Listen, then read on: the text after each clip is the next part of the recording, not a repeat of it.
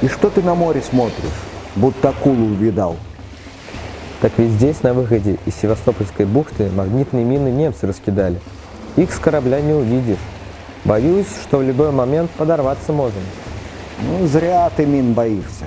Они нас не почувствуют. У нас что, корабль-невидимка? Своего рода, да. С этим у меня есть одна история. Эти мины немцы использовали еще против британцев. Немало кораблей потопили. В начале войны на выходе из Севастопольской бухты 2 наших эсминца подорвались. Наши ученые начали искать способ, как обезопасить корабли от магнитных мин.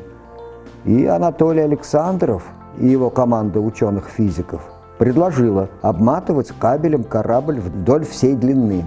Пропуская ток через обмотку, удалось поменять магнитное поле корабля.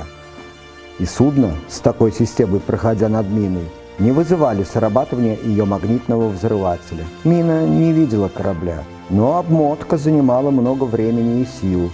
Игорь Курчатов предложил безобмоточный способ. Корабли подходили к станции размагничивания, принимали с нее кабель-виток, через который пропускали постоянный ток. Борт корабля натирали витком, меняя магнитное поле, и корабль становился невидимым для магнитных взрывателей.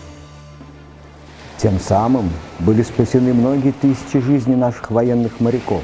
И кораблей. И кораблей, конечно. Скажи спасибо нашим ученым, и об этих минах не беспокойся. Ну, тогда победа за нами.